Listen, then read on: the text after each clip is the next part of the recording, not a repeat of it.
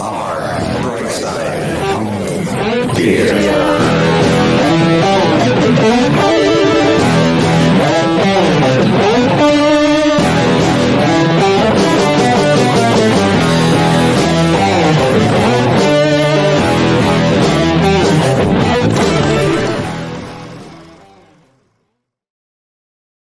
Hey, home theater nerds. Welcome to the Brightside Home Theater Podcast. The Home Theater Podcast, it's all about the experiences, the sights, the sounds, the scenes.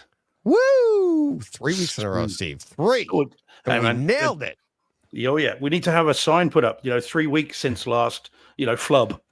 Just put it up, in the corner of the screen. Yeah, since last accident. No. But not with a hockey stick.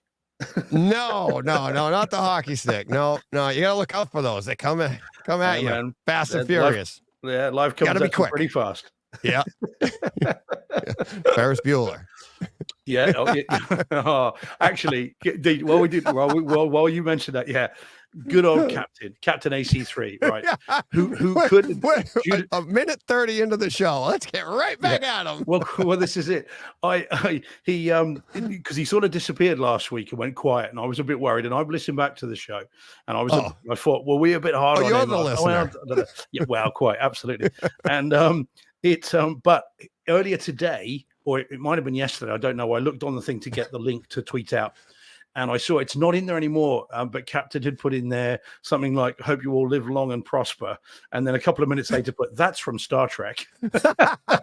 So we haven't upset him. I think he's wearing the moniker with pride. Yeah, no, it's all in good fun. It's funny. Man. I did get some emails this week, and people were like, I forget who they were, but they're like, I feel so bad for Captain AC3. I'm like, don't. It's like, it's fun. It's like, it's fun to be a part of stuff like that, and then we all get to people talking about it, and that's what this is all about. It's like we're just having fun, So, but and it becomes I haven't seen him in the chat. I haven't been in the chat. Oh, Nathan Reed, though. By the way, I just saw his name in the chat. He just says hi. Let me see. He's done more than that, Deech. He's done more than that. Oh, my friend. He has done way more than that. Look at this. I'll show it on the screen. I saved it. I don't know if you guys could see it. This is my first share the Kaleidoscape experience. And it's like I got with Nathan. We talked last week after the show. I sent him the link to the show, and it's not to the show. Sorry. A link to Kaleidoscape, my link. And he got his $100 and I got my $100 towards movies. Man. So yeah, it was pretty cool. It's like we went through right after the show last week. We exchanged some emails. I got him the link. And it just came through today before the show this afternoon. So it's and it says like I said, I just showed it. And on the app, it says right at the bottom here, it's like, first, I have one successful referral, which is Nathan, and movie credit $100. And he got the same thing. So thanks, Nathan, thanks for getting a Kaleidoscape. That's pretty cool. I mean, it's awesome for you, but thanks for including me in that. That's awesome because I get $100 just for, him buying one. That's awesome, man. It is very, very cool. Yeah. So it's awesome. But with going back to Captain briefly, so he becomes part of the running joke, which means that we can incorporate him in that, like John Brock, or Steve, as you prefer to think of him. Steve. Yeah. Steve. Come on, get it right. Get it right. Oh God. Yeah. Let's see. Oh yeah. Oh, this is Nathan. Yeah, Nathan's just activated a Strato. Which one did you get? I do Nathan? hope that's not a euphemism, Deej. Yeah. Hi, John. Yeah, exactly. Yeah, that's awesome. Should we quickly trip through the chat while we're talking about them? Yeah, please. So Steve Att was first in, although as I said, Captain was in some time ago. Did anybody notice when I started it this week? Well, what happened? This has been active since last Tuesday. Oh, I put it up right after the show. I was wondering if anybody would have been in earlier, if it even let you. If anybody popped in. Captain definitely was, but I don't know how soon. I didn't log when he'd come in, but it was definitely there earlier. So anyway, Steve Att's in, Captain is in. Oh, Captain, my Captain. Mike Schramm's in. Nathan Reed, as we know, is in. Paul Hurt's in. Hi, Paul. Bill McAllister's in. Scruffy is asking about Takeover Tuesday. Oh yeah. Gordon says hi. Bill's in. Already said hi to Bill. And we've got a few other people that just dropped in. Yeah, Ariel Alanis is in. Johnny Speakers is in. Oh, nice. Hey, John. Johnny, And how we doing, yeah, buddy? Van Gool's in as well, of course. Yep. Yeah. Oh, Mark Galliano's just come in. Mark says hi guys. Steve, I'll be heading over to London in a few weeks. All right. Oh, nice. Oh, good man. All right. Well, shout. I might hear you from about an hour and a half away. But yeah, do feel free to give us a shout. And then Horizon Home Theatre's in as well. So Nice. it's all here. Yeah. How's it been? What's that? You broken up for a sec. I was reading. Week been? My week? Yeah. Busy. Actually, we got let me pull up. I got doors. Ooh. Yeah. So here's the that's the front of the house. And you can see I put these doors in over the weekend, which was a lot of fun. Let me see. I'll pull that down. I'll show you the Yeah, these are the first pictures we've seen for a while. Sam, man, for a while. Yeah, good. Yeah. So these are the French doors that come out under the in the backyard from the basement, and that comes out under my deck. So we put those in Saturday. My brother-in-law came out, showed me how to put in doors and get it all right. And then I spent the rest of the weekend doing the other ones. It's fun, but it was nice getting everything. It's like, and then my parents got this nice fancy door. So you could see here. So they wanted, this is the one, like, see the shade in it. Yeah. So then you go like this. It's like that's what it looks like on the inside. But then you could slide. It's built in. You can slide it up and open and stuff like that. So yeah, you better warn them, Deej, that there's no deck outside there. Otherwise, things are going to go wrong really quickly. Well, that might be part of the plan. It's a trap. It's a trap. But that door. Let me show you when I did that door. Whoops. Let me pull that. Nice down. Ferrari. Very nice. Yeah. Oh, yeah. You want to see that? This was at work the other day. And who dinged the Ferrari? Yeah, watch. Yeah. So the owner of one of my dealers, this is his car. And but he drives it, like, for real. Like, just as an everyday, he owns a few dealerships.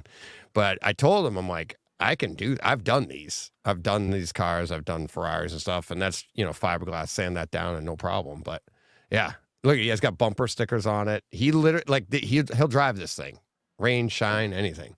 Is that an F40? It's Enzo. It's $4 million car. Oh, cool. $4 million. It's worth $4 million. It was like $700,000 brand new, back in like 2003.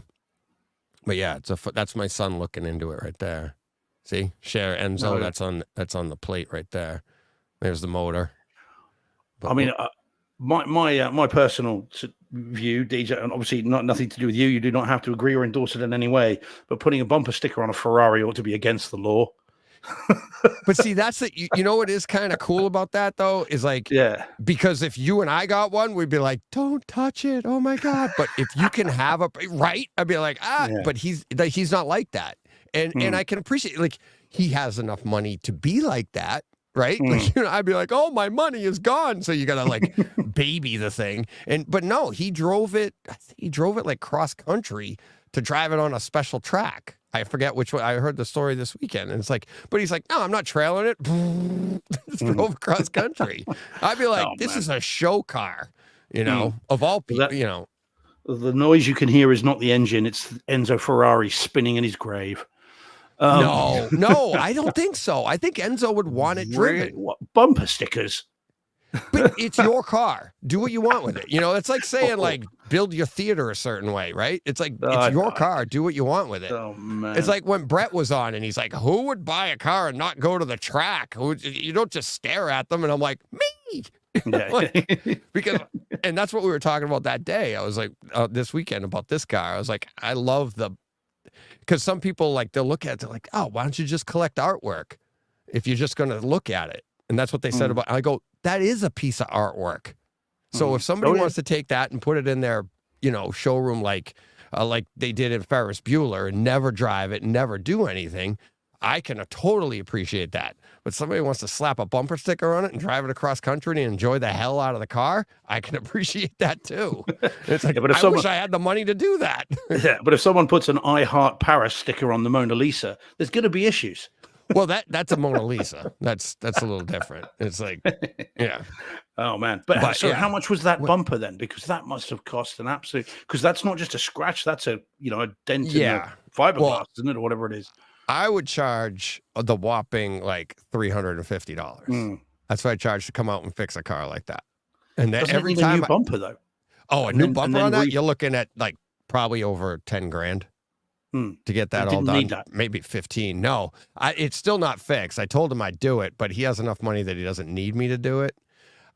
Anybody that ever asks me to do a car like this, like if they ever say like, if I go, I have done cars like this. I've never done a car this expensive. That would be the most expensive car. I've worked on McLaren's $1 million cars. I've worked on Ferraris and stuff like that.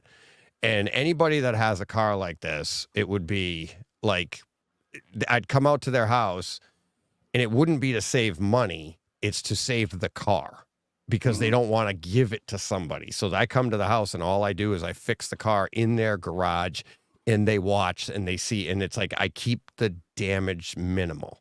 Right. But if you take this into somebody, a lot of these people that own these cars, they're like, they don't want to give it up to a body shop. They don't want, because it comes back usually like dirtier or they screwed something else up on the car. And this way it's all under control under me. And they get to watch and I'll work with them and stuff. So and they've all seen Ferris Bueller and know what happens when someone who isn't the owner gets hold of it. Yep. One of my customers, I first met him, he had a Testarossa. And I was at the company I used to work for, and he talked to one of our newer employees, and he's like, I'm not letting anybody touch my car. And then he talked to me for like 3 hours. And it was like a job interview, but it wasn't. It was just like a conversation. And by the end of it, I go, just let me come out. If you want me to, I'll come out and look at the car and I'll tell you what I can do. Went to his house, talked for 2 hours, then took 2 hours to work on the car. And I gained his confidence in that I'm only going to take care of it. Worked with him for years and years and years. He went through a few Ferraris and everything. And he'd have me, he was like, I did everything on his car because he trusted it. You know what I mean? But the first thing I said, he goes, I would never have him work on that car. He told me, he's like, oh no, I can't work on that. And he goes, why would he say that? I go, because that's how we train him. If he's nervous, I don't want him working on your car. He's like, oh. I go, you want him to lie to you and show up and work on your car and say, I can do that? And I'm like, because I can, but I'm not nervous. And then after I finished his car the first time, I was like, I was nervous as hell. Because it's like game day. You get your nerves going, you're working on the car. It's like crap can go wrong. But yeah. So, oh man, do you have to have special kind of public liability insurance for like working on these vehicles? So if it went wrong, I mean, I'm not that you would, because obviously with your experience, but if something went wrong on a $4 million car, what happens? That you're just liable as you would be for anything else? So I'll show you.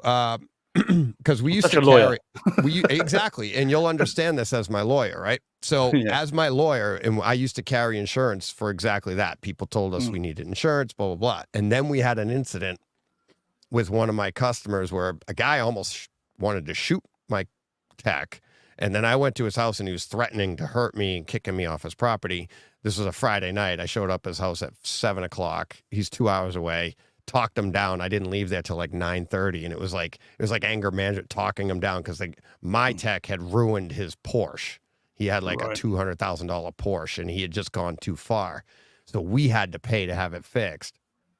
But here's the thing: if I screw this up, I'm pointing at it for anybody doing audio. This is the front end of an Enzo Ferrari, and you can see the gash in it for people in the audio only. If I screw this up, what did I do, Steve? I screwed up it worse, presumably. Exactly. I screwed up a damaged bumper.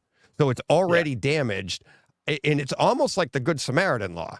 I'm just trying to save his life. It's like, you know what I mean? It's like you can't do worse when you're trying to save something. So when we went through, for that Porsche, for instance, when we went through with that, we had to pay out of pocket because he had put overspray into the radiator. He put it on some headlights. He had gone too far because when you fix something, you have to increase the area to blend it. But then he tried to fix it again, so the area kept getting bigger. And now we had to pay out of pocket for all of these different pieces to get the car back to normal because insurance wouldn't cover it because they're like, it's already been damaged. What are we covering? Just go with it. So that's why I don't carry. And I explain that to people when I work on their cars. I'll be like, oh, it's like, this is what happens. And, in worst case scenario, I won't charge you. Take it to a body shop. You're done. It's like, I'm not going to make it. I won't make it worse. And that's what I can guarantee. I won't make it worse. You might not like exactly how it comes out, but it's going to be far better than that, So yeah, I'm surprised you could repair that, DJ. I mean, that looks like a proper damaged bumper. That looks like it needs a new bumper and then a spray. Oh no! I grind that right down and fill it in, mold it back. It's all part. I went to school for art, so it's like, and I know how the lines work, so I can make it look like. When you're looking at it, you really wouldn't know. The owner might know. Like you'd be like, you see, there'd be like a little bend to it, a little wave to it, possibly. But most people walking around a car, and this is the kind of car I would work on. It's somebody that drives it all the time, and they'd be like, you know what? It's just you hang out with me for a couple hours, your car's fixed. You didn't lose it for weeks and weeks. And exactly what was fixed on it and how, what was repainted and it wasn't in an accident, didn't get a report. And, this was from a trailer from I think a valet or the trailer driver at a different place tried to put it on and they went right into the edge of the trailer. So I'll bet he was panicking. Oh yeah. Yep. Anyway. So, all right. Anyways, back to, cars. And that'll come up later, I'm sure. So, all right. What else do we got going on? Anything well, we've got car chat going on in the chat here. Can I just say, so Van Gaal says he's got a Hyundai Tucson, which you now kind of have to say. We used to say Hyundai, and then Hyundai since last year, because I've got a friend who's a managing director of a Hyundai garage and dealership, and he said no, we've been told it's Hyundai and we have to say that. So anyway, so Van Gaal's got one, and I think Mike Wright says he's got one too, and the reason I think that's cool is I've got one as well. I know you do. I remember when you got yours. Yeah. So I've got the so I have one too. Mine's a 2021. I did test drive for over a weekend, a 2024, the new shape one, the new one, which is kind of cool. But I won't be changing it just yet. But it is it was kind of cool. It's quite fun. It's got some cool gadgets and gizmos. Yeah. And that and my friend who let me have this new one for a weekend, he knows exactly what I'm like. And he's like, Steve, there's got some new stuff in it. So do tell. And that was it. So it's very cool. Nice. Yeah. Oh, I love cars. I was just talking about cars this past trucks. I have a Toyota Tundra for work, but I love the Chevys and the Dodges inside. The ergonomics are so nice.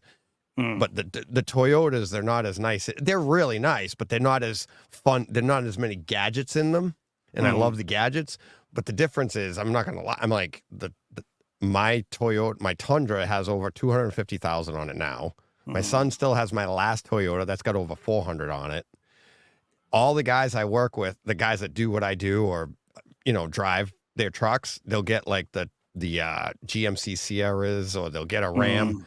Before 100,000 miles, they're like, I lost my truck for a week. I needed this, I needed that, and it's like they just don't last as long. And it's like, well, it seems, like you say, I think that it seems to be so you've got trucks that are for work, and then you've got trucks that are for show, right?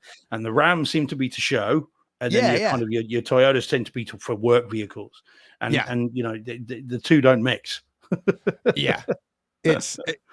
No, and they don't. And it's funny because I knew a guy, I've known a few guys that own their own, construction companies, or they're framers like my brother-in-law.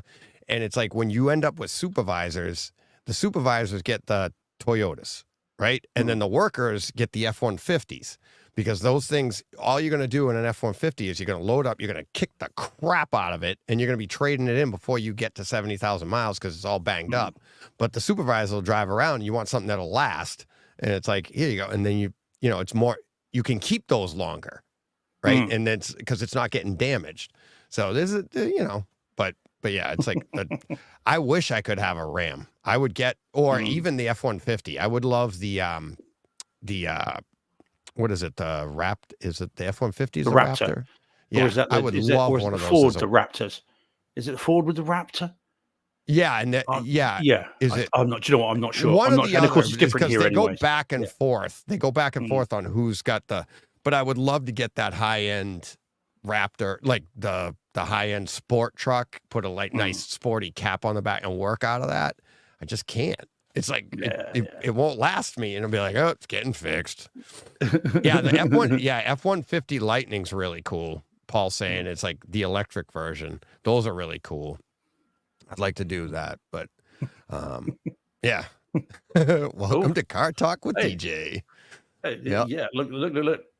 Oh, this has got some prescience. So Zombie Russ 5 says, I need a new car. My F-150 was destroyed in a tornado last June. Well, bearing in mind the picture I can see. Yeah, exactly. Topical. Do we need to go right to this right now? I think we should. I think we should. Yeah, exactly. Here we go.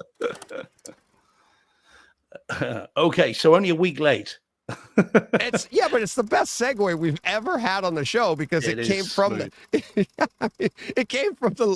chat. It did. And also, how would you get from trucks to tornadoes without that? So fair play. Right. Yeah, exactly. Thanks, Zombie Russ 5. You're a legend.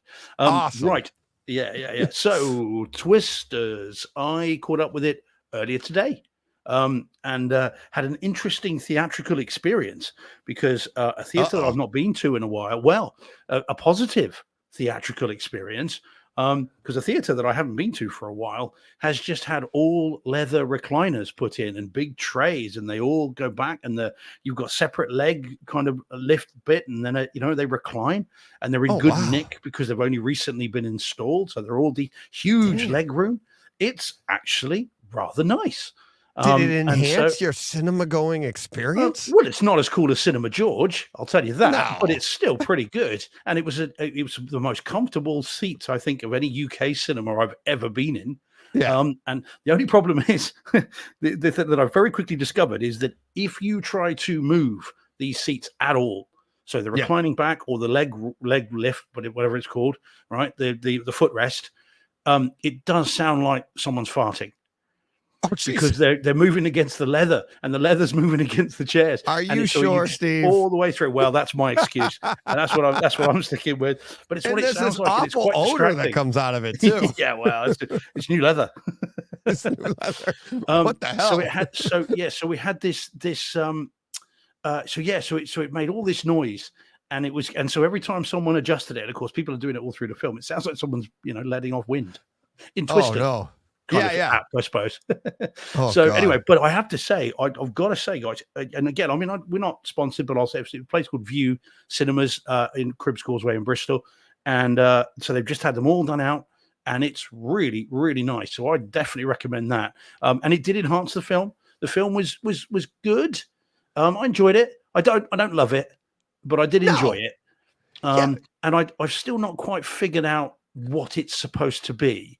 It's not a remake as such. Right. It's not a sequel. It's not a prequel. I can't quite get my head around what type of film it's supposed to be, but I did enjoy it, and it's good fun. And Glenn Powell's great in it. Yes. And I think he is the MVP of this movie. Yeah. And I thought I don't know I forget who the lead actor, actress, whatever you want to call it. I forget who she was. I thought she was awesome too, because I thought do we know her from anything else, or should I know her from anything else? She's been in other stuff, but I don't think she's been in any major stuff. Yeah, I've seen some interviews with her, but I can't think of it off the top of my head. But yeah, she was really brought good. Some good emotion, and and their chemistry was really good in that. Remember I told you, like, my daughter and I were saying it was nice, like the love story was like it was just tension through the entire thing, right? And I thought that played really well, and it takes two of them to do that. right? And it's like, but yeah, Glenn Powell is like, he's so cool. Like, yeah, he is. He's got a lot of charisma, isn't he, to spare? yeah, The camera loves him. yeah, And I thought he was good. I mean, again, I'll be wary of the conversation we're going to have a little bit later. But there were some nice little nods and winks to not only yeah. the original, but also other movies that other actors have been in as well. A couple of nice sort of throwaway lines. It was like, oh, okay, all right, very funny. So Yeah, yeah. so it was good. But I often criticize theaters and cinemas. I do it a lot, and so when you have a good experience, it's only right that you flag that up, and I did. It was all right. So I enjoyed the film. Look, can't wait to get it in 4K disc. It'll be great. Yes. I think this has the chance to be a truly demo worthy disc. So I'm looking forward to that. I don't know though. I don't know though, because I did enjoy it, right? And I said it when I talked about it. It's like, but Twister was so good. And you haven't heard that one yet, right? You haven't heard the disc. No, it's not out here till October. Yeah. Right. And it's like, that is so good. It's going to be hard to beat it. It's going to be hard to compete with it, because we all, and I would say I like Twister better, the first movie. I thought, but didn't you, am I right? Like, this is way more graphic than the original. Yeah, more people buy the farm in this for sure, but there's no blood. They you actually don't see any fly blood. by the farm. Fly by the farm, yeah, fly by the farm. It's but you don't see any blood though. There's no gore. There's no blood and guts in this. Well, it's there wouldn't very be. saccharine. Well, I mean, you're gonna in Well, the unless you got debris hit of with a something, town, yeah. of a debris of a town. I mean, there's gonna be guts and stuff everywhere, Yeah. and it's very, very chaste. I think in that respect. Also, in terms of language as well, I thought was interesting. Like over here, it's a 12A. I was talking to a friend of mine. Over here, it's a 12A, and that normally buys you one F word. Right, that's what that buys you. And it means that anyone under the age of 12 can only go in with someone that's over the age of 18. Right, and so generally, it's kind of a game. It's spot the F word. There's always one in there somewhere, and there wasn't. I actually think in terms of violence and gore and verbals, language, it's actually pretty chaste. I mean, this could be a PG, I would say. I mean, I suspect it's because of sustained kind of, threat and peril, isn't it? But it's pretty tame, I would say. But not in a bad way. That's not a criticism. It's just an observation. I'm looking forward to getting it at home. That's for sure. And I can see, watching this as a double bill with Twister. I mean, I prefer the original personally, but it's still very good. And I did like, there are definite nods to the original in terms of costume choice as well, and that kind of stuff, which was quite fun. So yeah, and John Thompson says it's a reboot. There we go. That's what he's calling it. Yeah. So fair enough. It could be a reboot, because you could see how it can go on from here. There's more. I mean, the other one could have gone on too. Yeah, we got a couple of things in the chat I thought were funny. Paul saying, "Did it hit a cow, Russ? Or did a cow hit it?" Talking about his truck getting damaged in a tornado. And then, if it did, they'll have beef. Yeah. Oh boy. Sorry. Yeah. And Steve Att saying it's another one of DJ's passions. Don't get him started on bikes. And it's like, yeah, it's kind of true. It's like DJ does his things. Don't get him going on tangents. Yeah, and then TSG Spartan says, no idea if you had an overhaul. Yeah, I mean, I don't know if they all have, but this one particularly has. And I recommend it. It was cool if you're nearby. It's a great thing. Like you said, it's like we talk about bad experiences at the cinemas, but you definitely should be talking about, if you had a good one, we should be talking about it, because then it's that's how it's going to get saved. And the only people, it's not the movies. It is not the movies. It's the cinemas. There's nothing they can do about it. You can make the best movie in the world, but if people are aggravated because they're there, it has nothing to do with, Gone with the Wind or Lawrence of Arabia or, a great movie. It has to do with the experience. And it's just so many people before the movie even starts are aggravated they're even there. Yeah, well, we'll talk more about you weren't, so that's great. Well, that's it. We'll talk about my second theatrical viewing later in the show this week, where there were some issues. But frankly, I wish I'd seen it there. But there we go. Now, I'll know that from now on. Yeah, I have that other one, so we'll do that. And then I have, Okay, and cool. I got a comment on that. Let's do this one next that you watched, because I can Yeah, talk yeah. about This will be another this too. quickie. Yeah. Had you not, all right, we'll get through it. Yeah, no, Let's I had. let's- Okay, so this is the often talked about, including by us, Abigail. Yeah. Unfortunately, only on Blu-ray, and bizarrely, Deej, explain this to me if you can. All right, I don't Dolby, know.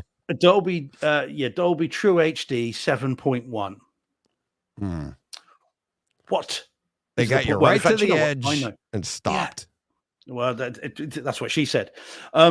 Hey, John. Wow. That's not even that's like just, right there. To the edge and stop. Yeah, it's like, right over. Right to the edge. Okay. And all right. stopped. So we didn't say it then. Rewind. So, yeah, that's it. You did it. There you go. There you go. All right. So, Abigail. So, yeah, I think I do understand why they've done this. Because I think what they're going to do, because Universal, and it's a Universal disc, have done this before, is what they'll do is they will release the 4K disc early next year with Dolby Atmos, and then go look it out, Double dip. We'll lap it up. Yeah, that's why I think they've done it. But It's we hate it, but you gotta respect it, right? Well, you gotta respect it because they're in it to make money. And it's like, so it's like, we'll give them this, and then we're going to bring in this. And it's like, what are you going to do? Not buy it out of spite? I really want this movie. And it's like, that's what we're in this for. That's why we own multiple copies of Bloodshot. Yeah. Jinx. Jinx. Oops. Sorry.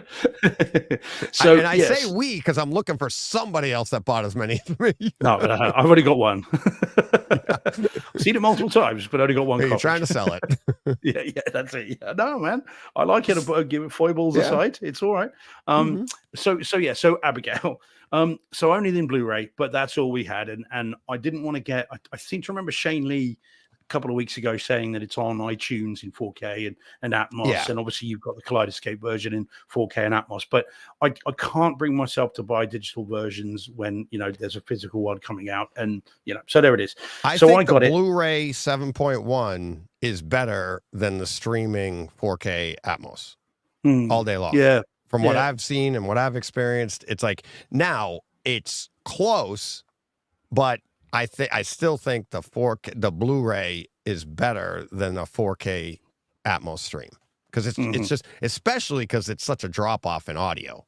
I mean that just drops, and it's quite. Well, so I certainly picked it up, and the reason we talked about it previously, you had the Kaleidoscape version. I'd seen a screener of it, and this is the one that I watched at university on the 150-inch screen when I had some break between classes, so I put it up on the big screen using one of the projectors. But it was only a screener, so this is obviously the physical disc now. So second time round, I know you've seen it already a few times, haven't you? A couple of times. Yeah. So I've got bugs flying around. This is my second time viewing it. Just as much fun second time round. I'm looking forward to watching this with someone who I know who wants to see it, who doesn't know what it's about, and I can't wait to just spring them on, like you did with Jen.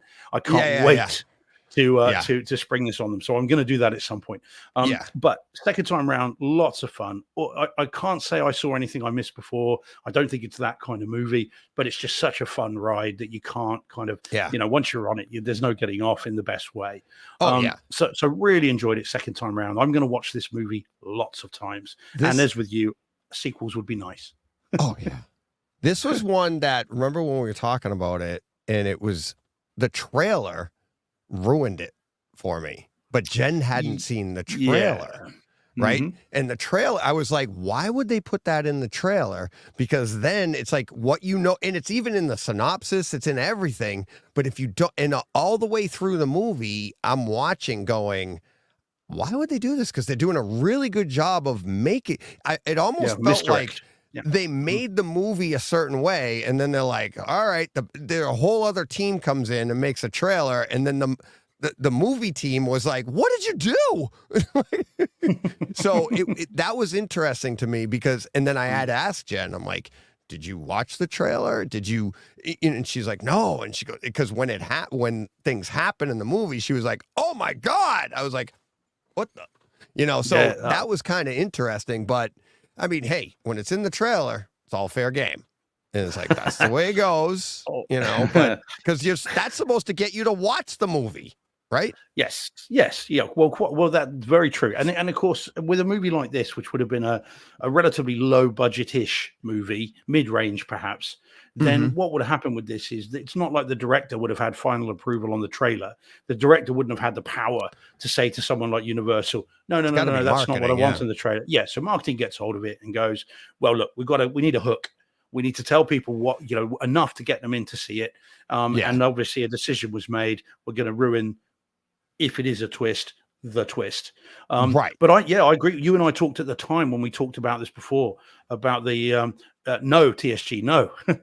See it as soon as you can. Yeah, it's is good. Our advice. It's very good. Yeah. And we'll get to the, Steve will tell you about the home theater experience on disc in a minute, but yeah. So, we talked about there's a whole other way of marketing this as a Pulp Fiction, Reservoir Dogs type movie, a gangster caper film, and then the surprise happens. But they decided not to. So anyway, film's great, still lots of fun, as gory and bloody as you want it to be still, and that's still funny. Nathan, do it on your Strato V, Nathan, on your new Kaleidoscape. You'll have 4K and Atmos. So there you go. You could buy it with $100. There you go. That could be. We'll buy several copies. Just a quick little segue. We kind of do tangents like this. As soon as I got that email from Nathan about the $100, I went on my thing. I'm like, there's the $100. I'm trying to buy movies, Steve. You already got them? Find one I didn't already own.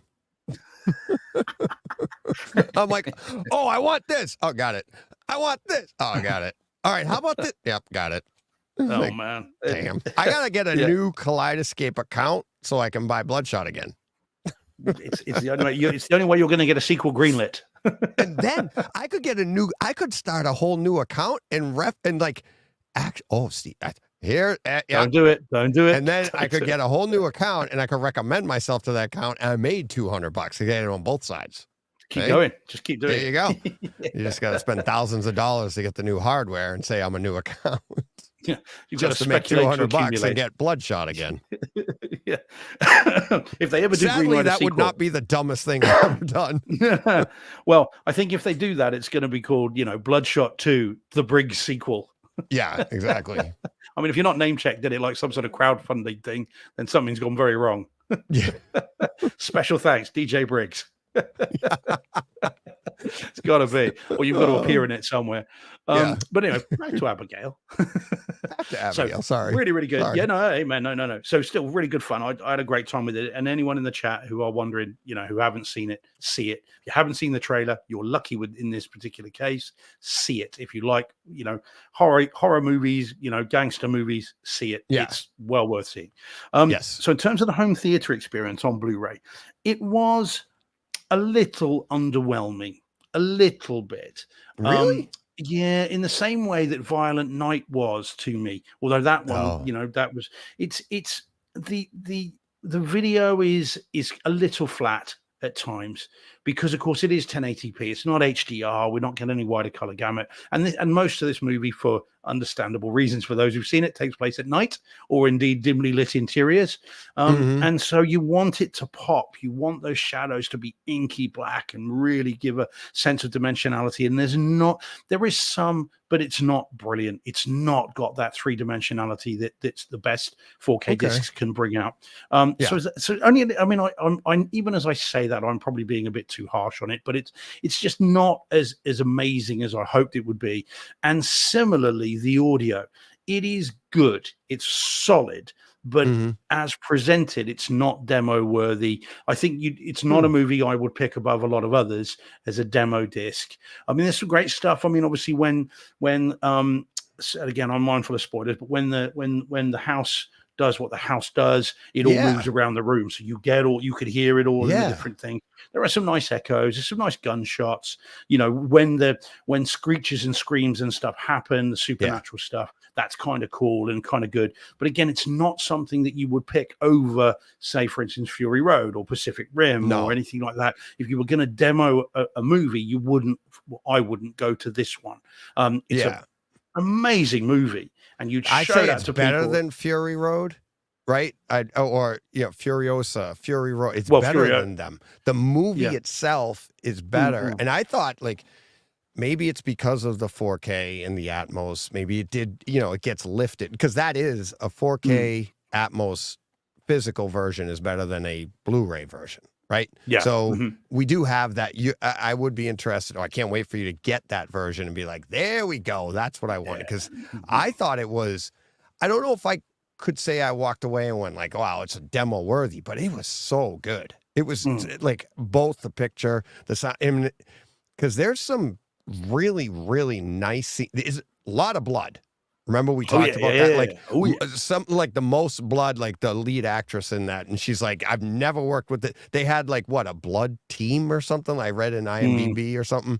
And she was like, I've never seen this, but it's the colors that and like you said, it's very dimly lit. It's, indoors, outdoor, whatever it was. And it just looks really, really good. I thought a lot of shadow detail and stuff like that. So, and I can see how that would be the case on a 4K disc in HDR with the contrast and the decent kind of shadow levels and black levels. It could be a showcase for it. But as in with the Blu-ray, it's not quite there. It looks good. It's a solid disc.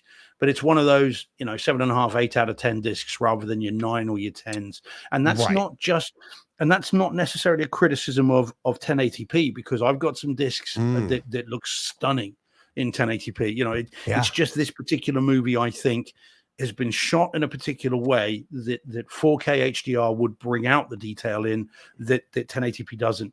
And so that's a little disappointing, but I'm genuinely hoping that a 4K disc will fix all that. And from what you're saying, and Shane brought it up, he actually mentioned this as one of his favorite movies of the year. Yeah. And I think the intimation that he said was because of the quality of the home experience. So yeah, I mean, I'm hoping it will be, but as I said, those want to see it. If you could only get the Blu-ray, get the Blu-ray. It's not bad. It's just not as good as some others.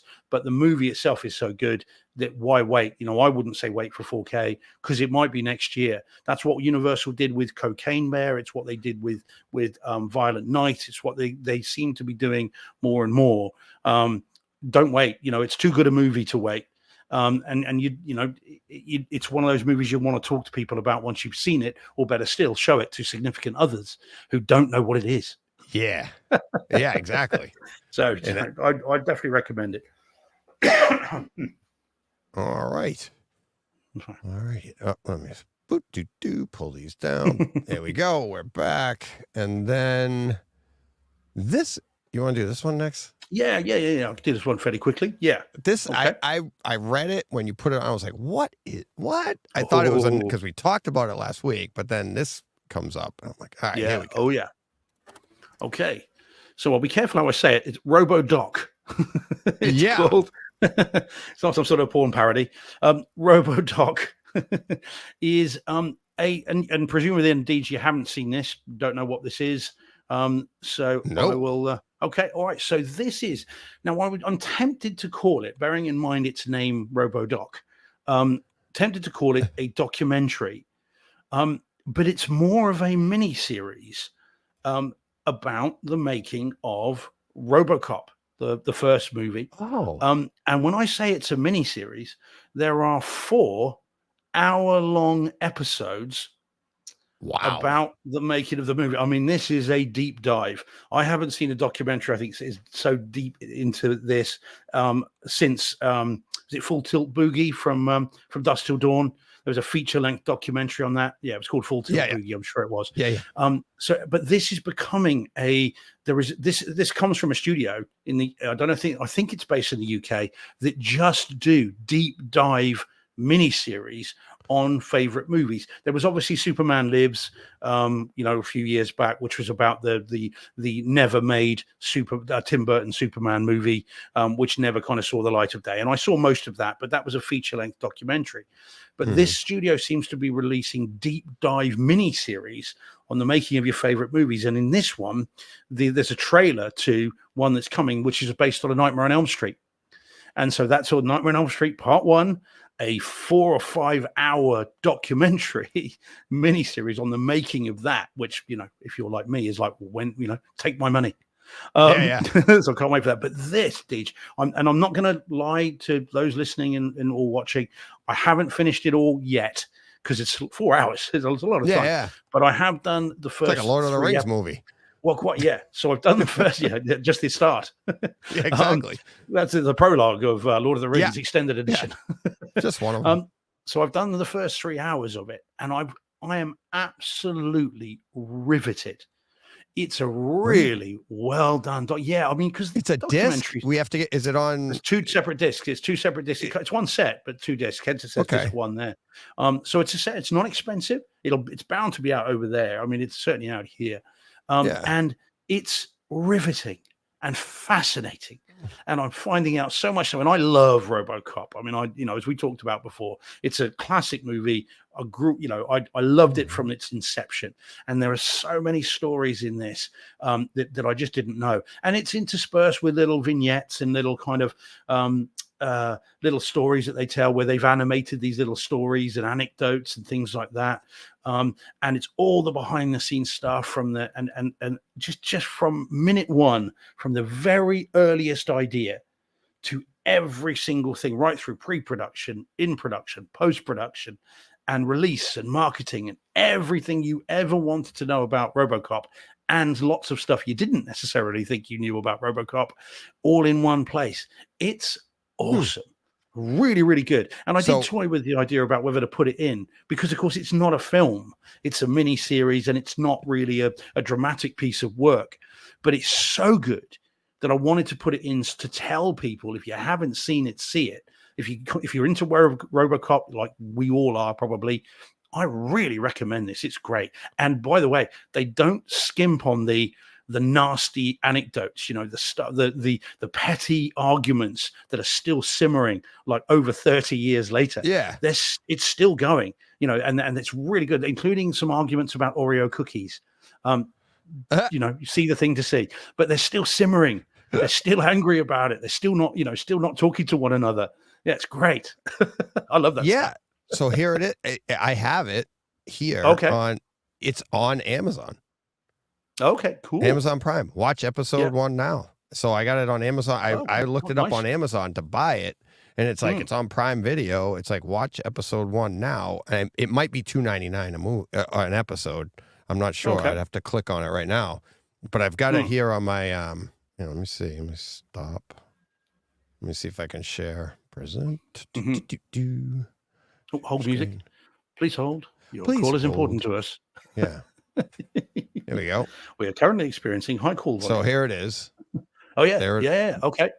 There it is on Amazon Prime. And it's like RoboDoc, the creation of RoboCop, season 1. Yeah. Yeah. There's only one there's season. There's each episode. You download them and watch them. So so you see that they're an hour each, over an hour each kind of, it's a proper deep dive. Yeah, hour 8, hour 17, hour 9, and hour 24. 24. Yeah. So, pretty good. I mean, it's really, really good. And all the players, or, even people you'd long since forgotten were in it, are all brought back for interviews, and they're all quite happy. They've not been given it's not as though, the rights holders, Orion Pictures and that sort of thing, have said, "Oh, you can't say anything bad. Everything's got to be." It's a proper warts and all series. And if you're interested in this kind of stuff, it is well worth seeing. I'm really pleased with it, and I can't wait for the Nightmare on Elm Street one. I hope they obviously did Friday the 13th. They did all of those in Crystal Lake Memories or whatever it was, and so they went through every single one of those, which I watched. That was 8 hours. But this is really worth seeing. And again, if you're a geek, you're a RoboCop geek, a fanboy, like I think pretty much we all are, this tells you absolutely everything you'd want to know about it. Nice. It's very, very cool. So yeah, again, and in terms of the video audio quality, for such as it is, it's razor sharp. It's a Blu-ray disc. It's very, very sharp. I mean, it looks great. It's not all kind because, of course, it's all new, so it's all been shot with HD cameras. There's lots of archival footage as well, but the talking head stuff is all brand new. Sounds great again for what it is. Yeah, well worth it. Really, really good. So yeah, dirt cheap. I think it's not expensive. Oh well, I'm Paul. Yep, good stuff. So on Prime in the UK as well. But this is on Blu-ray that I've got this because I wanted to keep hold of it, and this is the kind of thing that I think will disappear from Prime over time. It won't stay on there because they'll get rid of it because it's the sort of thing they can just disappear. So buying it on disc is not a bad way of doing it. And we also want to support the physical release of things like this because again, this is the kind of stuff they can just dump on streaming and then you never see it again. Whereas, you buy the disc, it'll support it and we'll get more. Hence, as I say, Nightmare on Elm Street coming. And I'm sure there's many more as well. So definitely recommend this. Paul Hurt says, if it's that good, I'm getting the discs. I've owned more copies of RoboCop than any other movie. Right. Okay. Paul, I like that mention. Definitely get the disc. Deej, Star Wars, your most bought, because it's not going to be Bloodshot as much as we joke about it. The film you've owned most, T2, Star Wars. What do we That's think? close. That's a tough one. Yeah, it's because what would it be? Would be what? VHS, Laserdisc, DVD, Blu-ray, Blu-ray, 4K. So that you just got the 5 right there. But then you've got your special editions, and you've got your standard, your pan and scans, your widescreens, So that's a tough call, but it'd be between Terminator 2, and Star Wars. I don't because Star Wars would be. I obviously had the VHS, but then they also came out with the VHS special editions. But then at that time, I had the Laserdisc, and I bought the Laserdisc special edition, and they came out with the box set. So even before before Blu-ray or DVD was invented, I'm probably 6 deep on that. And so T2 though, they kind of really ramped up because T2 had the director's cut, the theatrical version. They put out different, the Skynet edition, Skynet editions. They did a lot with that. So, and I own them all. It's a display in my casing. So yeah, it would be tough. I'd have to go through and actually write down, and it would be close. It would be close between those two. I mean, I can see how RoboCop I can see how Paul would have RoboCop in there because you think about it, they did so you'd have had the VHS in 87, and then you'd have had the DVD once that hit. But there was an X-rated DVD, a Criterion X-rated version, which finally put back in all the ultra violence, of which there's much discussion in this documentary, by the way. And so they put that back in. So that would be 2 bites at the cherry on DVD. Then you get Blu-ray, then you get 4K. So yeah, I mean, I can see how you could have 6 or 7 versions of that. I mean, I've owned it on every format going. If it's out. But T2 on DVD, I want to say there were like 5 versions. Could be right. Not joking. I'm like, I could go get them. And be like, here they all are, right? And it's like they had, and then Blu-ray comes out, and then you get these, and then you get more versions of that. You get, and I mean, they really. Well, and there was a 3D version of it as well on Blu-ray, wasn't there? So you've got your 3D and your 2D one. So there were 2 separate versions as well. Yeah. So I think T2 might be the one there. Tough. It's tough because Star Wars kind of stabilized once Lucas redid them, and now you just get the only time it came out was in the box set because now you're just getting those, right? Yeah. But T2 went hog wild. But then. Would you count your bootleg Star Wars discs in that? Would you count that your coasters? My coasters, yeah. Would you count that? I bought them. So I think you'd have to count that. How many times have I bought the movie? Doesn't mean it was a smart purchase, but I bought it. We've got Jordan's saying because Jordan is a rabid collector in the best way. So he's got now, and Jordan. And it's something that I both admire and kind of don't understand about Jordan and anyone else that does it too. And I don't mean this in a disparaging way, or do I? Yeah, you do. Will buy multiple copies of the same movie on release day. So like Jordan, I mean, again, Jordan, I'm not picking on you, mate, although I am, and also any others that do it too. I'm fascinated and dismayed and bewildered all in one go about it. So he'll buy a steelbook, a normal version, a kind of a special edition of that normal version, like 3 copies on day one of release. Right. And I'm fascinated by it, but I just couldn't do it. I want the movie, so I don't care what it comes in. I never really did. But that's pre, cardboard sleeve time. Yeah. So Jordan says Jaws, Batman 89, T2, The Thing, RoboCop, Scott Pilgrim, and all 11 Star Wars films. I mean, he may well have the title because he'll have 3 or 4 versions of the same release. So I mean, and that's got to count. I mean, hence Bloodshot. Yeah, exactly. Some people actually, I know, they'll buy a copy to open and then they keep an unopened copy because they're that much of a collector, right? And it's Maverick. I had it obviously months earlier on Kaleidoscape, but when I bought it, I bought the box set and it still isn't opened. It's still sitting in display in my theater. And it's like, but it's the box set. And it's like, what are you doing? I just wanted to, support the cause. Go big or go home. And so that's what I bought. Yeah, and Van Gogh says, I've got Scott Pilgrim on 4K, so I open one copy. I did buy BVS, so Batman vs. Superman, 4 times because of different editions. Yeah. Well, of course, that was a theatrical and a director's cut, similarly to Justice League, of course, although because they're newer movies, we didn't get the VHS, DVD, all the rest of it. But yeah, Steve Atterman, after both our hearts, Steve, I have unopened copies only of discs I accidentally bought again. Yeah, it's like we've done that too. Yeah, it's so funny.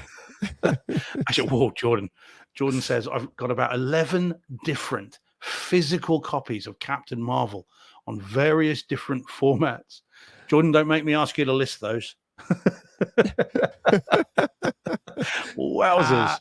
I do have multiple copies of Marvel movies too. Iron Man. There's certain movies that just like when they come out and you're like, you gotta have them, gotta support it, and I love when they like release a new. It's not even a new anything. It's just a new cover or something like that. They've done that with Star Wars a bunch of times, and lately I haven't done that. So. Because they did those Disney releases, didn't they? The steel books. Remember, we showed them, didn't we? When we used to show the covers, and we did all that. So Van Gaal is asking for the current tally. Deej on Van Gaal says, so how many Bloodshot copies did you buy? It was 8, wasn't it? Yeah, we're up to 8. We're up to 8 because remember the latest one. Do you remember what the latest one was? The Sony, Sony Bravia copy. Yes, yeah. So which you weren't terribly impressed with. No, I wasn't. I wasn't, and it was. I mean, we used it, and it's like, okay, that's neat, but it wasn't. It was supposed to be 4K, Atmos, supposed to be higher bit rate, and it's still. I mean, it was nice, but I wouldn't say it was anything crazy over any other stream. I have to admit, DJ, I never even think of Bravia. I mean, I've got obviously a Bravia TV. I've got a Sony PS5. It's right there, and I never even until you just mentioned it. Then you notice how long it took me to remember what it was. That's what I was doing. I was using you. I'm like, you remember what it was, Steve? Yeah, I don't. Yeah, well, quite so, and that just shows how it's kind of faded already. Sony don't have a lot of success with their own movie streaming platforms. I mean, obviously, people. Well, they're not trying hard. They're just like, we got it. People use it, they use it. And it gets talked about, and then it goes away. It's like, because it's not anything worth talking about. And it's it's a niche thing, right? It's like, why would you do that when you can go to iTunes and get all of them anyways? And there's really, to me, no difference in stream. And they're both lower quality than physical. So, makes sense. Yep. All right. You ready for this next one here? Do you know? You see what we got? I do, yeah. All right. I'm curious to know if you've seen this one. I haven't. No. Ooh, prepare for excitement. Prepare for excitement. Yeah, man. This movie blew me away. I really enjoyed this. Yeah. Now, okay. So this, people listening and those watching on very small screens, or Yeah. big screens, but they're really far away. This Or the is blind. yeah. Well, there you go. Yeah, you can't braille your screen. Yeah. This is the Ministry of Ungentlemanly Warfare, directed by one Guy Ritchie. Deej. Oh, So this another is the Guy movie Ritchie. after All The right. Covenant. Yeah. Oh, So okay. again, yeah, immediately there you go. You had your curiosity. Now we've got your interest. Here we go. Alrighty. So this. So Guy Ritchie. You were holding back on that. I've been good. I stepped Look over the at mark you. earlier. I'm not going to get close to it again. I'm going to be good. One spitting, twice shy. Yeah. People didn't get. We had the whole image up, so nobody could see us, and the little block next to it. Your face just went. I'm going to be good. Behaving. I'm going to be good. I'm going to be good. I'm going to get one yellow card per night per show. Don't get a red card. Oh God. Alrighty. So. Okay. So the Ministry of Ungentlemanly Warfare. Now, a 2024 movie. I'm surprised it is this year. I thought it was last year, but it is this year. Wow. Very, very, very, very, very, very loosely based on a true story of a particular operation that happened during World War II, where it is said that this was the progenitor of MI5. So, of course, James Bond, and suggested in this that at the end of this suggested that perhaps one or more of the characters in this might have given the inspiration to Ian Fleming for James Bond. Okay, so that's the maybe true story of it. And it's a caper movie. It's a heist movie about this group of quite eccentric people who are brought together to try and stop Nazi U-boats from getting out into the Atlantic and wreaking havoc in the Second World War. And so these guys are sent in to stop this from happening, and it's how the story unfolds. And so in this movie we have Henry Cavill, as you can see right there, who is the lead of this, although it's an ensemble piece more or less. So we've got it's quite lock, stock, and snatch in that regard. It is an ensemble or ensemble piece. Ensemble. So you should do a slider of that, DJ, sounder of that. I like that. So the sights, the sounds, the scenes, ensemble. This is a bright side ensemble. Ensemble. So, I'm going to be saying that for days now. Right, so I'm going to help myself now. Well, you're on my ensemble here. That doesn't even fit. Yeah, it doesn't even work. So yeah, but it's like funny. You say. Yeah, it works. Yeah, it's the Paris Olympics, and we can't speak French now. When can we? So I can't ever. So no, well, I don't know how to speak French. Je ne parle français. French toast. Je ne parle français. Yeah, I think that's right. French fries, French toast, French dressing. It's about all I know. I was going to say something else. I won't. I'm not going to mention French letter. Oh God, I said it. Anyway, did I just get the red card? Yeah. Oh no, 2 in a show. Language. Hey, I'm talking about correspondence from France. Simple as that. Exactly. Yeah. Honest, Gov. Your Honor, I plead the fifth. Yeah. Ensemble. So, ensemble. Sorry, people are getting in the chat must think, what have they been drinking or smoking or both? Nothing. No, I know. Yeah. Alrighty. So, okay. So back to the film. So in this, we get Henry Cavill. We also get Alan Ritchson in this, of course. So Jack Reacher himself. And we get a number of other kind of people in here who crop up. So I've got so many bugs in here. It's crazy. Got the windows open and they're flying. So if I keep doing this, that's why.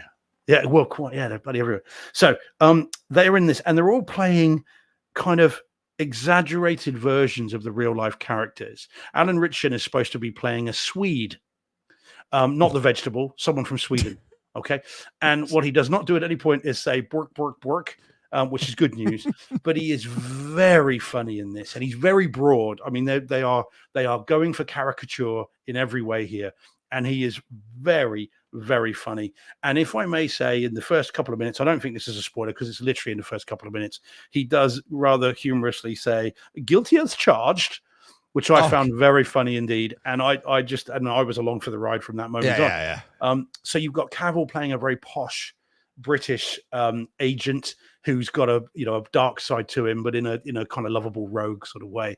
Alan Ritchson, who is this psychopathic Swede, and you've got these various other people in there who are playing various real life roles. Roy Kinnear is playing Winston Churchill to a lesser extent, but there it is. He's still there, and it's really good. This is a rip roaring caper movie. Really enjoyed it. It's on, I didn't say, sorry, it's on Amazon Prime, as you can see from there. It's not out on physical here yet, and it doesn't look like there is a version coming anytime soon either, but it is out on disc in the US. I'm sure it's out on Kaleidoscape. So I'm going to be importing the 4K disc. I'll be very surprised if it's not. Yeah, it's bound to be, almost certain. I hope it is. So I'll be yeah. This is well worth. I think you'll get a real kick out of this, and so will Jen and Meg, because they like the British kind of, posh kind of sensibilities, don't they? And this played for laughs in this case, and I think they'd get a kick out of it as well. As would Greg. So Meg and Greg want to see it as well. It's well worth seeing. It's very, very funny, really well done, and a lot of fun. So I'm going to import the 4K disc of this. I can't wait to get hold of it. Sorry. Greg Kinnear. It is Greg Kinnear. Yeah. Roy Kinnear. Forgive me. Sorry, Paul. I meant Greg Kinnear. Sorry, man. Roy Kinnear, of course. Yeah. After his fall in the Don Quixote, wasn't it? So it's his son. We have a guest. Shall I pause where we are, Deej? Yeah. Let's, we'll pull this down because I got some other stuff here. Hey. Yeah. Hey, Brett. What's going on, everybody? How we doing, buddy? Doing well. Appreciate you letting me interrupt here for a moment. Yeah. Can I just say, Brett, it's nice to see you upright. The last time I saw you, you were kind of like that, in the 24-hour show, kind of after a few hours of lubrication, you were kind of like, that sort of. I can't disagree with that, Steve. No, there's evidence. It's on YouTube. Yeah. We've got proof. Exhibit A. I'm gonna have to rewatch that. It was great. It was great. It was. Oh God. Man. And if you watch it, was a long day because we were getting ready to, we were clearing everything out of the house. Yeah. And I think I was working till like 11 o'clock until you guys got me on. And then, I think I stayed till the end. You stayed till the end. Yeah. You kind of. I stayed till the end. And, it's funny because I've got a huge collection of bottles, but if I'm not doing something socially with anybody, I don't really end up drinking that much. And so it's just funny when you jump into things like this, where it's like, but you're on, you think it's only going to be an hour or two. And then you don't really keep noticing that as you're getting tired and you pour another, and then, you lose count a little bit. Anybody that has no idea what we're talking about, we did a 24-hour show. It's coming up again. Brett jumps on. It was like, what was that? Like 2 a.m. here, 3 I think it was like 11. So 11 your time. But I think it was 11. Yeah, for you. Yeah. And then we went till 6 a.m. in the morning, and Brett stayed on the rest of the time. So for him, it was like, 4 or 5 hours. And there was at one point, as we were saying, he had a few drinks. And my favorite part was like he like Steve said, like Brett starts like this and he just starts to fade. But like very slowly. It took you like a half hour to finally lay down on the couch, but you stayed there. But then the best part was, and there were like there's 3 of us in the chat right now, but we had like 9 people talking. Yeah. And so we all get the same size square, and poor Brett Square. We were all interested in Brett Square. It was like totally Hollywood Squares. Everybody's watching Brett. And then Brett all of a sudden drops off the couch, falls off the couch, and his screen goes out. So he disappears. Yeah. So we go to 8 people.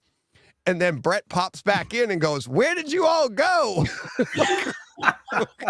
Like we left him. It was great. It's all on YouTube. Go find it. It's the third video. Yeah, it's pretty funny. When you just like went. It was awesome. It was a long day at that point. We'd been working for a couple of days on getting the house all cleared out and breaking down my theater system, or at least half of it. Half of it I left for the renters for the general Sonos zones, and because there's like 3 theater systems and 8 zones of additional audio. So the question always becomes, what do you pull out versus what do you leave in? so, they were really good renters, and, I liked them a lot. And so, we left most of it in, but I had to rewire it. I had to make it simpler because all those things that we do sometimes, that we're willing to put up with, you don't want your renter calling you Yeah, exactly. on the weekend because they couldn't get their TV on and all that kind of stuff. So right. Yeah.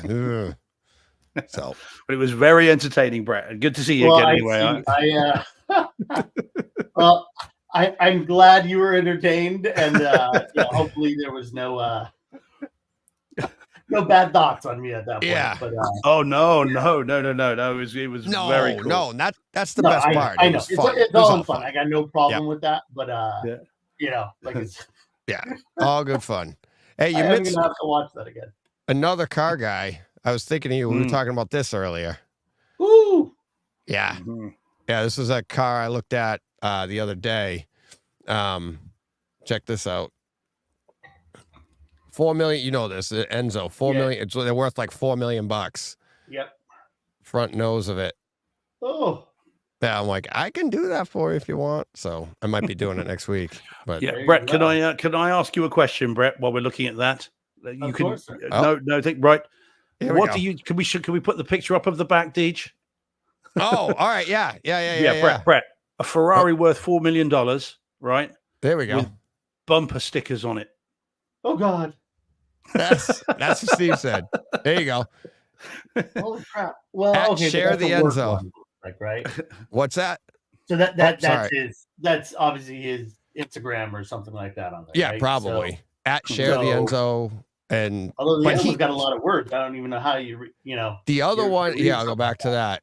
It says I sure could go for a mean tweet and $1.79 gas right now.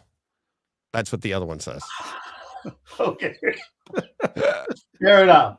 Well, I won't say anything bad about a potential customer there, but yeah. Yes. No, this is the owner of a dealership.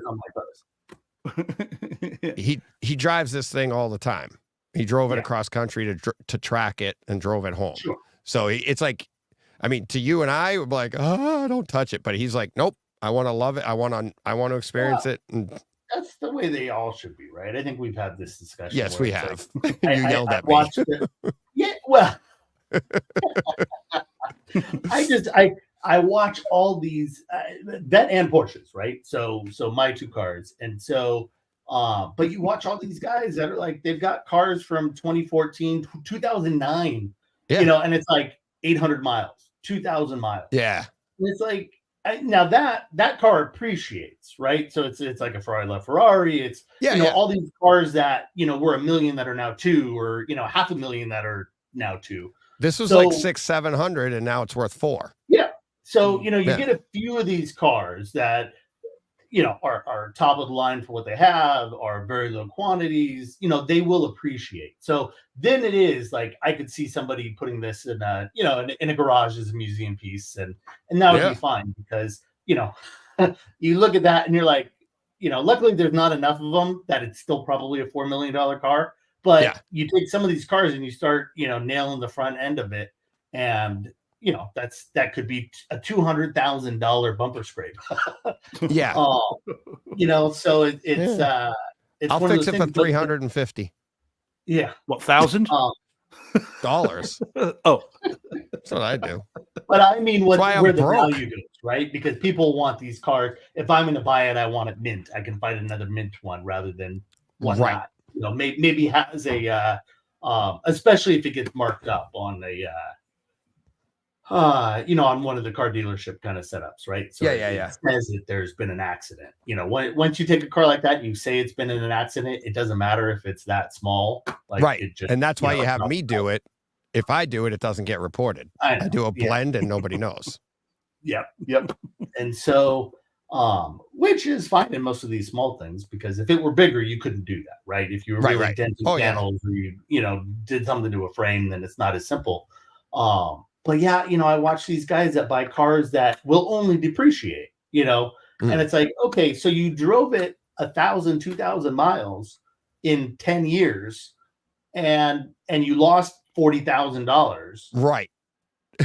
Like, and they're driving it because they obviously don't, keep it, or it's their first car or second car or this or that. In my mind, I can't imagine buying a car in any of these levels, or like my own, and not putting it on track.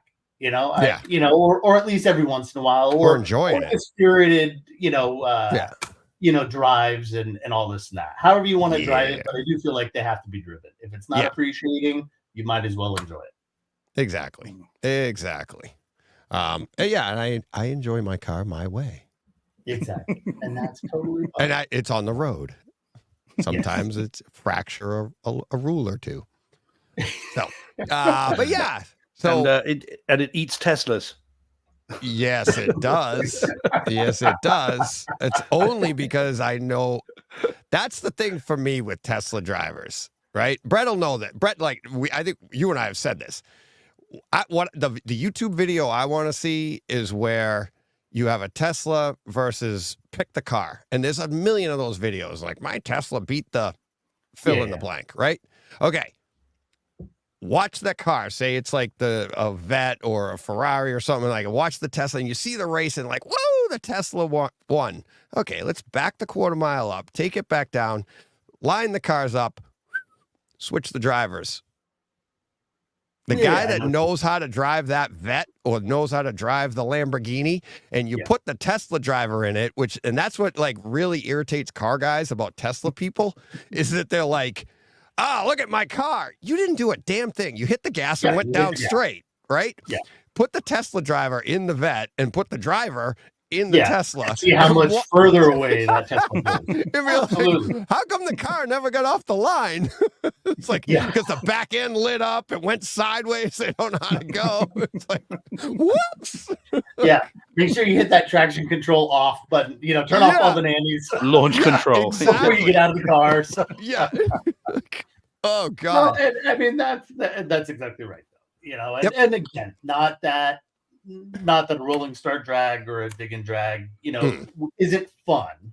But, I'm always of the opinion that, put it on the track, see how it turns, see how it, it's like the true test isn't, yes, you have horsepower, and yes, that's a blast to do, but you can only do that so often, right? I mean, in all reality. And so learning how to drive these cars, again, I like the Teslas in general from a general standpoint, but I great think commuter cars like that and all that kind of stuff. But, I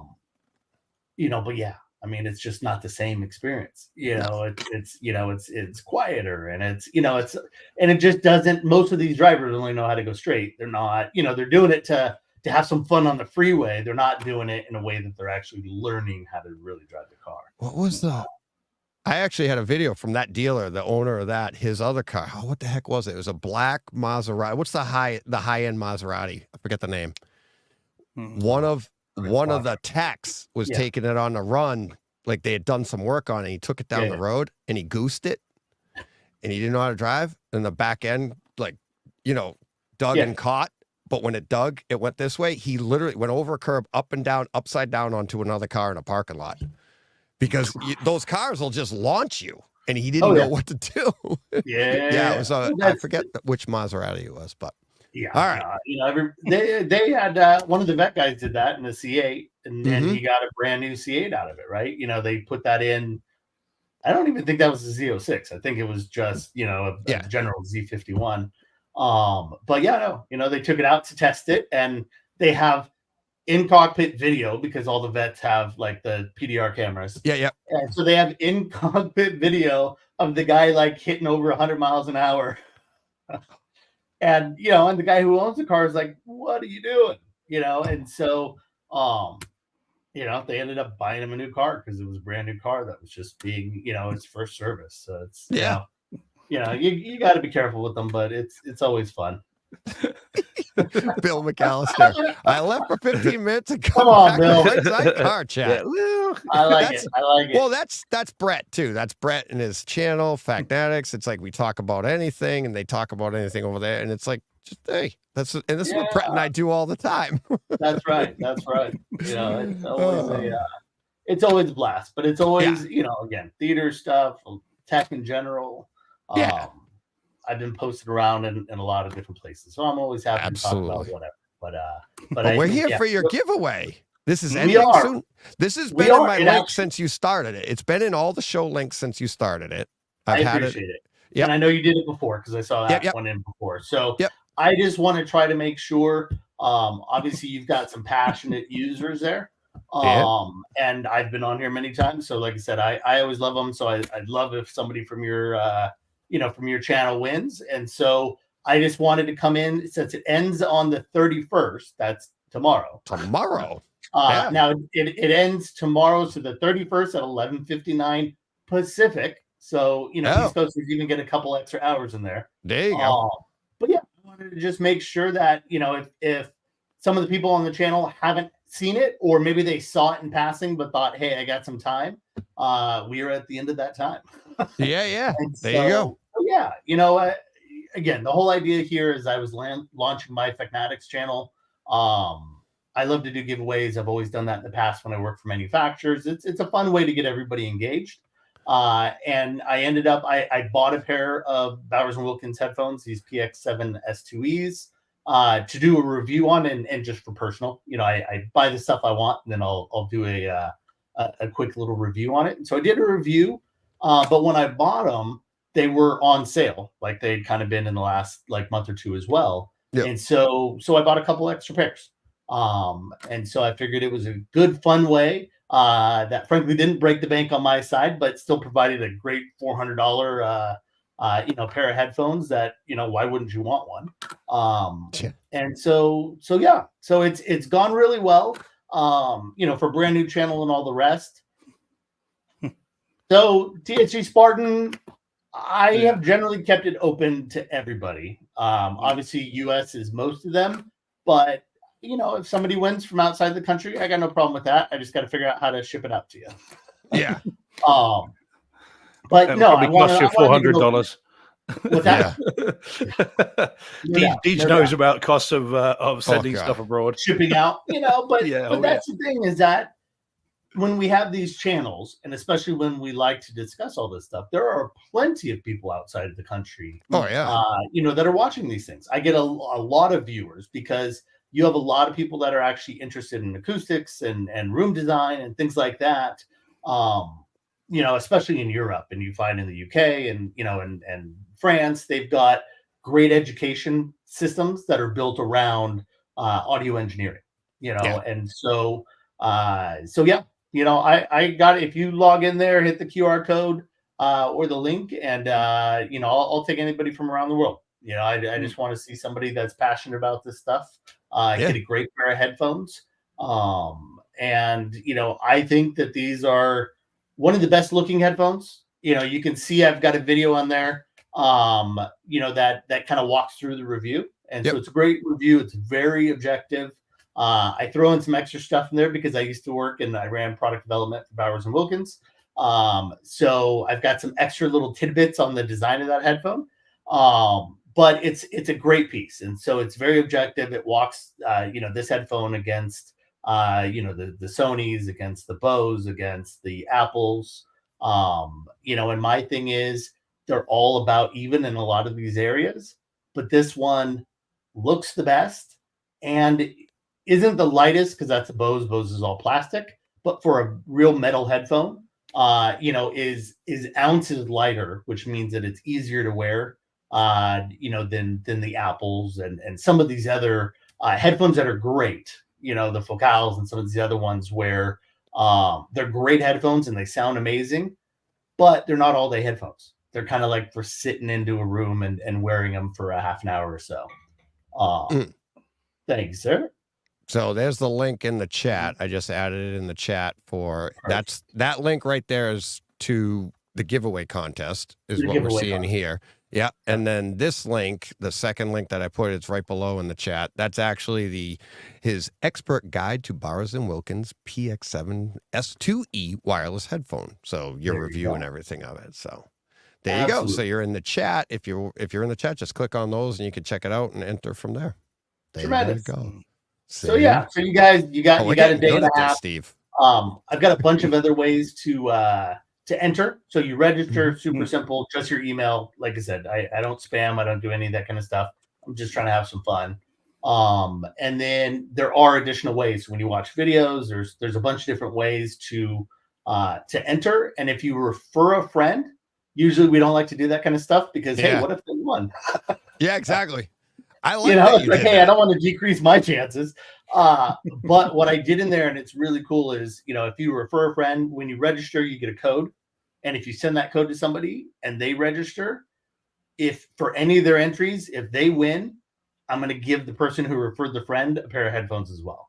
So I'm trying to make it really cool and easy where, hey, we're getting towards the end of it now, but if you registered, if you referred a whole bunch, if you referred 100 friends, you have all of their increased entries 100 chances plus all of your own. Yeah. That's awesome. So I think that's how I'm going to run most of my contests because I think it's a great way to be able to do it. Obviously it encourages, engagement and interaction and sending it out to other people, which I appreciate. Yeah. But I want it to be fun. I don't want anybody, to miss out on it. I think it's a great way. If you send some additional engagement, because I'm not really asking for that. If you refer those friends, you get some extra bonuses in there and a higher likelihood that you're going to win. Nice. I just got one of my listeners, Nathan, in the chat. He's in the chat. I just got my first referral, $100 from Kaleidoscape ever. They do the he got $100 from Kaleidoscape. So he bought one using your kind of code or email. And I didn't even know that. I didn't even know that was a thing. He hit me up in the chat last week. We exchanged some emails. He got his system, and I just got the notification before the show. And I'm like, all right, cool. So I got $100. He got $100. The same thing. Yeah. I mean, that's again the beauty of it, right? It's for both parties. Yep. So everybody kind of wins, right? It doesn't cost a person anything more. Cost you more, an extra $100 worth of credit, and he gets it as well. So love it. Cool. All right. Yeah, that's cool. Like I said, the people, if you're watching this later, if you're listening later, it's over. Yeah. Sorry. But because it's over tomorrow. Subscribe because we'll do another contest, and that's really the thing, right? If you subscribe to the Factmatics channel on YouTube, the real benefit is, you might have missed this one, but if you're after the time, but I will be doing some other ones. I've actually got a bedroom system that I've partially had, and I'm adding a few more pieces. So in my master bedroom here, I'm trying to keep this one simpler because my media room's complicated and my theater will be complicated. So I'm actually running this one on Sonos, which that's what I was going to say. Have some opinions lately on how well Sonos is working and some app issues and things like that. Eddie's in the chat. Eddie, I just saw him pop in the chat. Eddie Trochez helped me out. We talked about it on the show. I have my friend's restaurant. I put in Sonos there, and they've been having issues for. There's Eddie. Eddie in the chat. Hello, everyone. He was on the 24-hour show. He's an integrator. And I hit him up about how to solve the problem, gave him some ideas, like what I was thinking. He was like, yep, do that. And he's like, basically, it's like just hardwire one of the pieces. And then the rest will talk off of that. And even the girls at the restaurant, they're like, this has been so much better. It's like, I did it like 2 weeks ago, I think, Eddie, right? Or something, whatever it was. And they haven't had a problem since. The worst problem they had, the one that it wasn't hardlined, it went off and they didn't know. I'm like, just unplug it, plug it back in, no problem. It linked, you didn't have to do anything. So Sonos is pretty good if you run it right. Yeah, no. And I haven't had any problems at my house. So it's tough. I've been in a couple conversations lately where I'm in a Sonos users group and every day it's like post number 310 just ranting, right? And so they're getting some pushback. So some gentleman was going like, hey, why are you guys pushing back on us on this? And it's like, well, because the first couple are instructive. Hey, we're having problems. Are you having this problem? Post number 310 is just more people clogging up what can be productive conversations. And if somebody needs to learn some of those things, all the productive and helpful comments are getting buried by just these garbage, blaming, sessions. Right. And so, so what I'm going to try to do from the same perspective is I had a Sonos Arc that was in my family room, and that got moved over to the bedroom as I build my new media room system. And so I've got that, but they had wired. Thank you, Bill. Appreciate you entering. So they've got speakers in the ceilings in the rear. And so what I'm going to do is I've got a set of Sonos ones or one SLs that I've had for a while, still in the box, but I was going to use them to do this demo before we move. And so I'm going to play that in the bedroom because a lot of people can stick them on their nightstands or whatever else. And then I'm going to actually end up going with an amp and then the two ceilings in the speaker, right? Whether it's a Sonance or whatever, but like I said, the Sonance ceiling speakers have the benefit of being able to be true play. So I want to try both and kind of see what the differences are and how it sounds. And technically I've got 2 subs around here, so I'm going to set 1 sub and 2 subs and really try to explain to people, because we still see people, or I see them all the time in the forums, asking like, do I need more bass? Why do I add a second sub? And it's the same as any home theater. You're not necessarily adding it to add greater impact.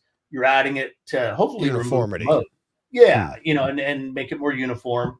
And the Sonos subs are even better because you can plug it in wherever, right? So usually we've all got the issue of trying to get a sub cable, or a speaker cable, depending on how your system's wired up, out to the sub and in the right spot, and especially if it's in media room and you're on a concrete floor, or all these things that prevent us from getting things exactly where we want them.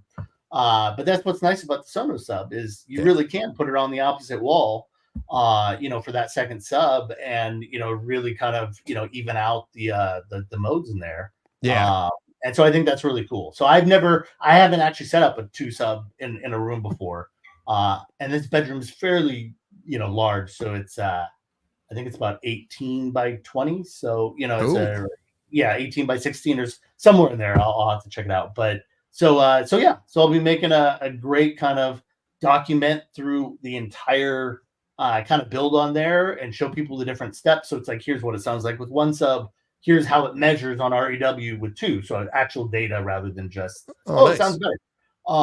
And then again, try the Sonos 1 SLs versus doing in ceiling speakers and an amp, and really see how it works, and at the same time test it to see if it's working. If I have any drops, I'm happy to say that, because it's just an objective tutorial. So that's awesome. I've done 2 Sonos Arc systems, one with a sub, one without a sub, and they both had they were running 1s in the rear, and they loved them. Everybody's been like, people, because that's usually people's entry to it, right? To home theater, and they're like, it's the easiest, quickest. It's not the cheapest. Absolutely not. Sonos isn't. It's it's not super expensive, but I mean, I think you get a lot of bang for your buck, right? But it's a solid mid-level player in there, right? Or even upper mid-level, where it's well thought through. Yes, some people are having some problems right now, so I don't discount that. Or I don't, I'm not missing that point at all. But for the most part, it works. And depending on what you're doing, really, I think it's a lot of people that have, an NAS that they're downloading all their content to. And those seem to be the biggest issues. And they're older, so they're on like 1st gen security. And as Sonos really said, hey, we're not going to use this. Here's documentation on how to fix it. But then people are saying, hey, I bought Sonos because it's supposed to be the easiest. And this isn't easy if I have to keep playing with my network, which is totally valid. But at some points, these are network systems. It's thought to be simple, it's usually the network. And like I said, putting in an NAS that's older and doesn't have the right security protocols and things like that. They're just trying to keep things safe. But we shall see. So like I said, I've got some great content. I'm working on give you guys a little inside scoop on here. Don't mean to interrupt, but I've got my media room downstairs, so I'm kind of midway through, or a third to halfway through, and so that will be a 5.2.2 probably. Okay. That's your media room. That's my so my family. Not even the theater. No. Nice. The theater will probably be. I know. 12 4. Something like that, but in the media room, the other big thing is that it's a family room and it's an open design, right? So it rolls right into the kitchen. Right. And so what I really want to show with it is most of us have those rooms, right? And a lot of people don't have the space for dedicated theater. So they're building their, their theater of their dreams, which is absolutely right, in their media room. But there's practical issues in that. People don't want, the spouse especially doesn't want to have acoustic products. If it's your dedicated theater, it's kind of maybe okay. But in the family room, not generally. So I've come up with some good ways to kind of get around that and bring in some acoustic properties that look great. So, they're more apt to be accepted. There we go, Stephen. Media room here. Absolutely. Yeah. And that's what a lot of people have, right? Most people have that. My thing Most people have that. That's your theater. It's still a theater. You walk into some of these groups and they're like, oh, it's a media room. It's not a theater. And it's like, I hear you. But we all, it's it a terminology. Theater. That we use, it's your right? theater, right? It's more than a sound bar. And so I ended up in my, absolutely, Nathan. So in the room, so in my theater, when I build it out, I've got a Storm ISP Mark III processor. No, you're going to Storm? Yes. So both are great, obviously between them and Sonos. But I've seen a lot of stuff, and a lot of the designers that I know, we'll go back and forth. So I'm not going to speak for them, but a lot of them really like the Storm interface. And so but what's cool about it is that it's got Dante and analog. And so you can literally hit a button, and I've got 30 channels basically. And so I'm going to end up running with this processor specifically, and Chernoff can't do this because they haven't come out with their version of a multi-channel Dante system yet. Right. But I can actually run however many, let's call it 15, 16 channels in my theater. Mm-hmm. And then right next to it, I've got a gaming room that'll probably be like 5.1 or, again, whatever I do, right? 5.1.2 or something like that. And the system will actually run off of that. It'll process that room as well. And they're never going to be on at the same time. So it's like, you go into one, and I've got a processor that will run that room and that room. And at the same time, if you're trying to run two zones at the same time, technically it can also run my media room downstairs, but it down converts it to 2-channel. So because it can't do Atmos twice. It can only do Atmos once. But if you're doing Atmos once, it will do stereo in another room. So when you look at these things, what I'm really trying to figure out is, if I'm going to buy a higher end processor, what other things can you do with it? Right. And so if you have a dedicated theater, you still have a family room. And so being able to use one processor that can actually power both rooms, that's at least another $1,000 to $2,000 out of that room that you're saving. And so I'm running that processor in there. It may get its own processor in the media room, and then a Theory audio system. So they've got a great system. And like I said, we'll talk about it more later on, but it's a relatively affordable system. It's not inexpensive by any means, but for 15 grand, it's one of the best systems that's out there. And while we all look at it and go, well, 15 grand, that's a lot of money, but we all know what we spend in some of our systems, and it's that's realistic. You're getting a lot. Yeah. Yeah. A $15,000 to $20,000 system, that and an LED screen, if you're done, is really a pretty worthwhile investment, and they really do have one of the best systems that are out there in that price range. And they've got speakers as well as in-wall speakers. And so I'm actually doing some in-walls because I've got a custom cabinetry system. And so if you just put a speaker into a big cabinet area, you get reflections all over the place, right? Yeah. So instead, I'm creating a custom baffle wall that will basically sits right on the inside of the cabinetry. And then I'll end up, spray painting it white to match the rest of the furniture, and then using an in-wall to go flush right up against it. And then I may screen it off and do something else. But yeah, so it should be fun. Cool. So that's to bring it back to the theater side. Oh yeah. That's my immediate project that I'm like a third of the way through.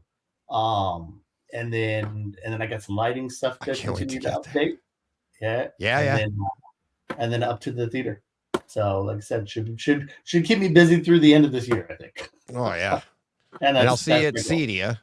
Yeah. We've been talking about that. Cedia is coming up. Can't wait for that.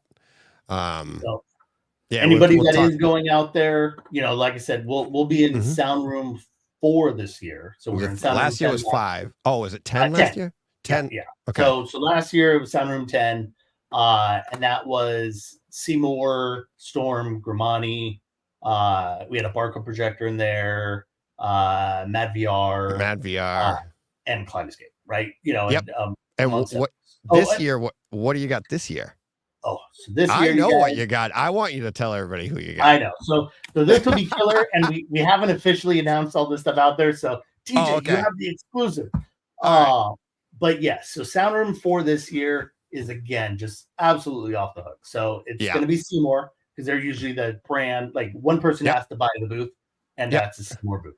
So we've got a great, and I think that is a 14-foot wide Seymour screen put up with 4-way masking just for Cedia. Right. So for a temporary display, it's one of the biggest displays that you'll actually see in there. And I've seen the 4-way masking in action. And it's unreal. wall to wall. Yeah. Well, and how fast this thing moves. Yeah. So Seymour screens in there. Storm Audio will be in there again, so they'll be running, I believe, their ISP Mark III. We've got Ascendo in there. So Ascendo's coming in this year, and they just announced. I think they already announced it. So, what do you announce? So it's hard to remember Which what I one? can talk about, right? So I think they announced it the other day though. So, but they will have basically a Dante amplifier, so that will run Dante to the processor for Storm. And I believe last count is that it is a 13 by 12 by 6. Yeah. What you said, right? Yeah. So again, absolutely tremendous system in there. It's not totally overkill. 12 subs is still a lot. And they will actually have, so Ascendo's who's doing the subs, they have a brand new sub design that's going in there. So can we talk about the projector yet? Oh yeah. Okay. I don't think that's the secret in there. So it's a Christie. Yeah. So we've got a Christie. Last year it was a Barco. Last year was a Barco. I think it was a New York. And so this year it's a Christie. And again, all these brands are great, right? As are the general brands that we buy, the Sonys, the JVCs, all these kinds of things. But when you're on a 14-foot wide screen and you really want to, pop in there, Christie's doing a great job. And they've got a kind of a lens augmenter to be able to increase the lumen output. So like I said, I got to see that at M-Wave this year. And it was great. And so Grimani had one in his room, I think, and that was definitely one of the best looking rooms. So I can't wait to see it in here. So Ascendo, Storm, video processor, Christie in there. We do. So this year we're actually running a Lumigen. And so again, none of these are to say, oh, we didn't like that partner. No. It's just every year always kind of changes a little bit, right? What booths everybody's in and all that kind of stuff. So both products are great. I'm always curious because obviously Mad VR for the last 2 years has really posted some dominant stuff. They're like Kaleidoscape. Like every booth has Kaleidoscape. Like every booth had Mad VR in it, right? Right. And so I know they'll still be out there, and obviously the Joey Peacocks and all those guys, I love them. But yeah, it'll be fun to be able to play around with this Lumigen piece and really see. I know they've got some updates as well, that are supposed to help with some of the content and auto masking and all that kind of stuff. And the Lumigen, I think that's the right way. So the Lumigen will be driving the Christie and the Seymour to be able to control Seymour's auto masking. So based on the Lumigen processing, that will control the masking in between. So as you get those movies that do have changes, although typically if you're using a Kaleidoscape in all reality, Kaleidoscape keeps the ratio. Kaleidoscape would, yeah. So that'll depend to see, but clip to clip, it will definitely be moving. So yeah. So awesome. Like I said, it should be a blast. And then Movia, which is a brand, this is actually their first Cedia. So they're a European seat maker. So last year we had row 1 in there. Mhm. And so these Movias are definitely, from everything that I'm hearing and seeing, like these are the top of the line stuff, right? So, again, more expensive seating, but are supposed to be just absolutely great. And they've got these great sectionals. So rather than doing all the individuals, I think we've got a couch in the front row. But DJ, I know you were there. Steve, were you at Cedia at all? Oh no. No. He was with me on the live chat. Yeah. From the floor. He was in England. There's always some consumers and everything else that goes out there, right?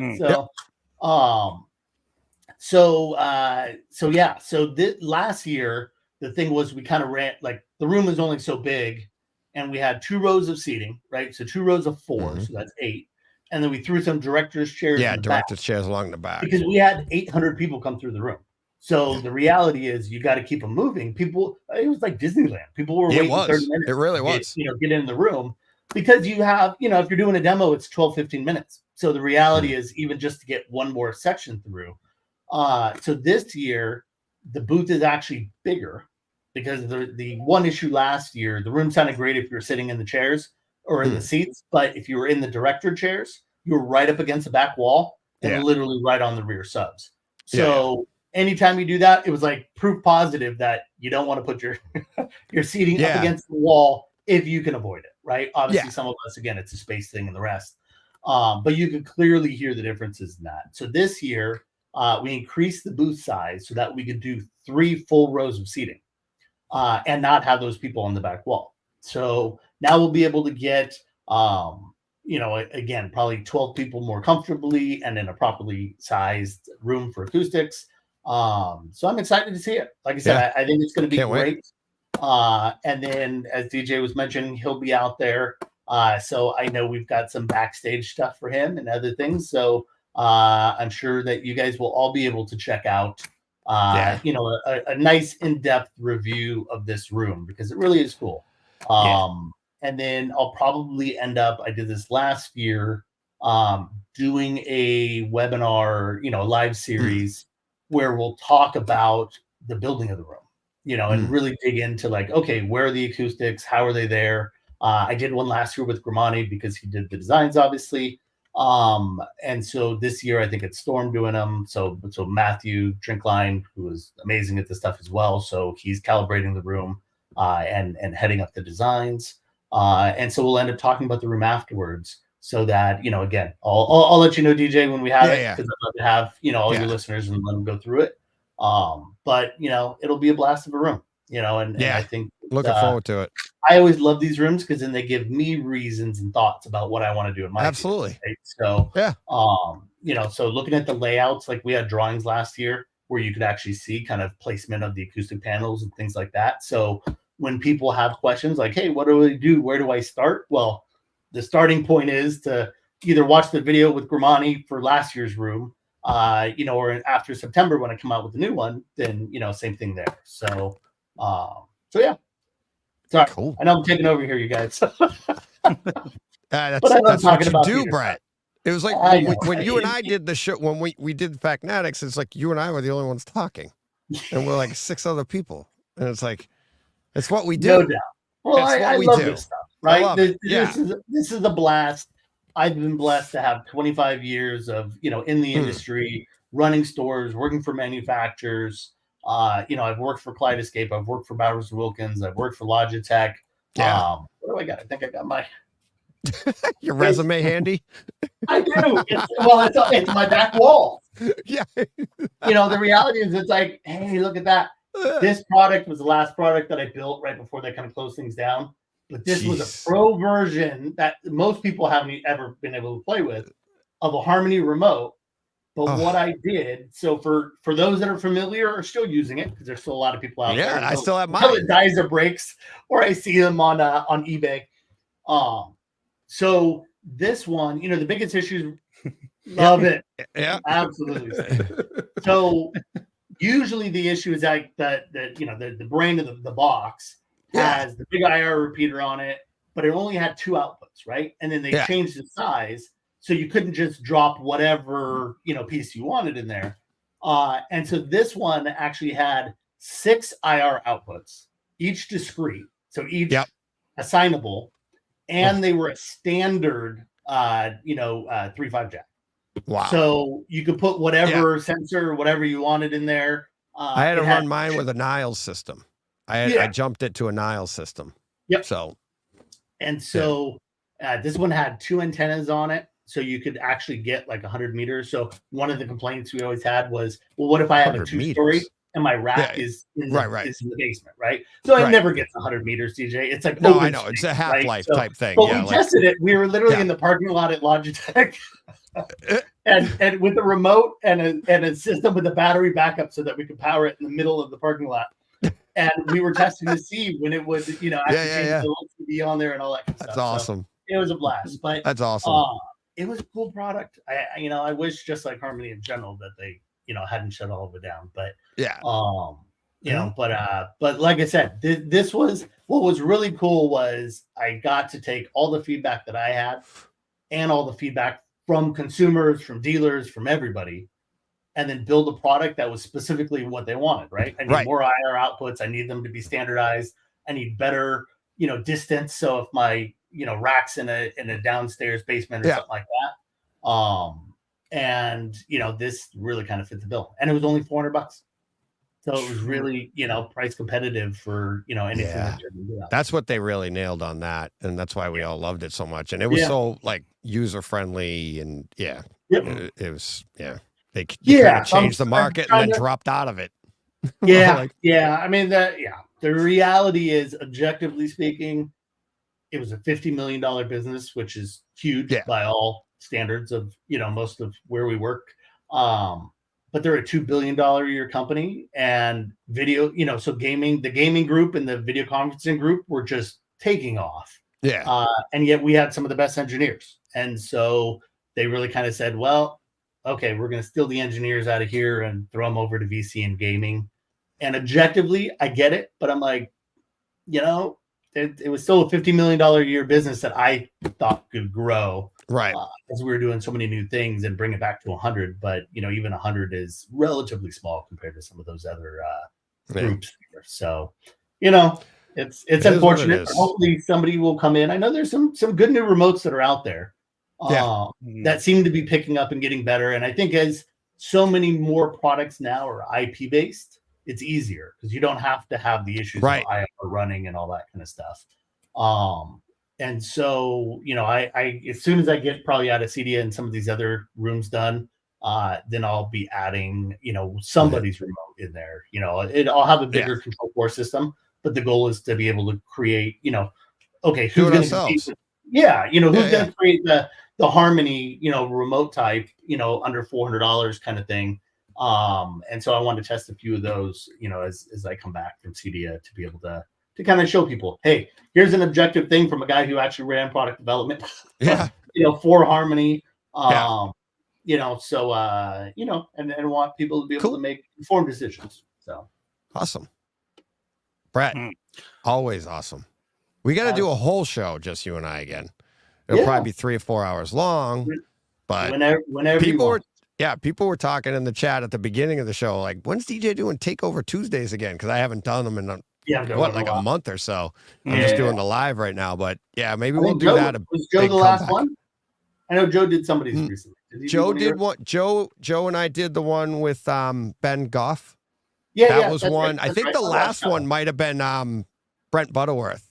Butterworth and Dennis Berger, I think, might have been the last one, something like that. Guys. Yeah. I had them on, and maybe it was Nelson. I can't remember what order it was, but I've had But I'll be back at it. I'm just wicked busy. Like trying to schedule it. It's like, like you emailed me yesterday, and I'm like, I was like, I just saw. I'm like, oh my god, Brett, let's do this. But no, it's mine. It's like, hey, I'll just jump on. So as long as nobody has a problem with that, I don't want to take over somebody else's takeover, right? But no. This is our live show, so whatever happens, and then we just got one movie left to do, and we're good. So no doubt. I see Brett, Nathan on there saying Control 4 for me. I agree. I get to play with all of them, and I actually have a small Savant system and a small Control 4 system. And I'd love to play with the Crestron Home just to be able, again, it all runs IP, so you can run them all at the same time, and they don't Yeah. really impact each other for most devices because Yeah. they'll just accept the signal or the command. And so I want to be able to play with them all and be able to say, okay, no, here's the informed opinion on what's dropping, what's not, this and that. So yeah.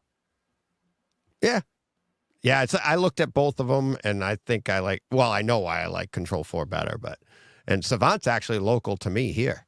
It's out of Massachusetts. Okay. They're out of Massachusetts, so I kind of looked at them. They've done a good job of building vertically. Like they have so you've got your Savant remote, but then they've got Savant lighting now. They've got Savant shades now. So they really have, when we talk about, do things actually work? When you're buying multiple brands, right? And I think Control 4 and the Crestrons do, because it's all IP and they know how to build the drivers and everything else. But Savant just kind of says, no, let's keep you all within one family. It's all so we know it's going to work. Yeah. Yep. It's all within their IP. So it's like, okay, that's what they want. But I can respect, Control 4 has come way down with like, what is the EA4s, EA3, EA4s, where, for a one-room system, you can actually get Control 4 control. For a decent price. So for a decent price. And so that's the thing. It's like, it used to be Harmony and then everybody else was way up here. Now those other brands, at least Control 4, Crestron's still on the higher side, but they're expected to have a kind of a dealer programming them and all that kind of stuff, even with their home. And then same thing with Savant. So, they tend to be a little higher price, but, I like what Control 4 has done. And, they opened up. So now you get dealers that are, you can have a dealer that's remote, so they don't have to make a truck roll to your house, which is usually the biggest complaint of all of these. Is I swapped a product, I can't, or I want to create new commands. And so I think Control 4 has really stepped up to make it so it's easier to program, quicker, and then easier for quicker. They've given a lot of controls for like lighting commands and the rest. DJ's laughing. Am I just talking too much here? No, I'm just laughing like. No, I was laughing at something else. I was laughing. Sure. I get it. No, yeah. I love all this stuff, and so I know, for me, we do. Just, if I can keep people making good decisions, right? Qualified, educated decisions. Yep. Not just some guy who like, oh, I'm a Control 4 dealer, so of course Control 4 is the best. It's like, no, this is just what I bought on my own. Yeah. But yes, based on my connections, they'll give me a license to be able to program because I'm Control 4 certified, I'm Bluetron certified, all that kind of stuff. So, so I kind of get the benefits of saying, hey, no, this is actually easier. What does this do for the consumer? Yep. And what are you looking for? It's different for everybody. Exactly. Different needs, different what they want. How much customization is needed? I always say same thing with Harmony. Like we could control 100+ lights. We could do all those kinds of things, right? And so, the question was, did you need a picture of a dog on your screen to hit some special button that does something? Right. Now you need a different product. But, if you don't need that, you can still create a button that does whatever those commands we're going to do. Right. So no doubt. Yeah. Hey, Nathan, who are you, where are you at? And who's your programmer? Yeah. Yeah, remote programmer dealers. Yeah, Nathan's saying my remote programmer dealer is awesome. It's like that, and that's part of the deal. That's when we had Eddie on before. It's like, it's some of these places, some of these or integrators, they'll just be like one and done, and it's hard. But now that because like Control 4 is making it easier for the integrator, they don't have to roll the truck. They can do it quicker. They can be more responsive to the consumer. He's in Nathan's saying he's in what's that, Kentucky? Yeah. So cool. So no, I think it's great, and anything that allows less expense to the consumer because they don't have to make a truck roll, they can do it whatever they're charging. I'm not it gets it more into $40 to $80, much more reasonable than $250 because I have to roll a truck and I'm gone for 4 hours to do a DVD player swap. Yeah. All right. So cool. All right. Steve, you want to wrap up now? And we'll say let's save that stuff for next week, shall we? And do the we'll do that next week. We'll do we've seen have you seen it yet, Brett? The new Deadpool Wolverine? Tomorrow. Oh, there you go. Tomorrow we'll at see it. 10:20 a.m. I've got Yeah. tickets, and I'm bringing the family and a group of friends. And Nice. and I've got this perfect center. You know, 3/4 of the way back. Like I'm like, we can't go during the day because that's where everybody's there. We can't go at night because everybody's there. So I'm like, we're going 10:20 in the morning. That's what I saw. I saw it at 10 a.m. When I get the best seats in there.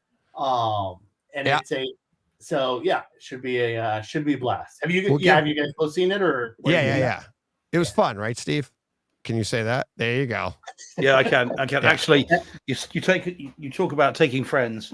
I took a little friend with me. There you go. That's awesome.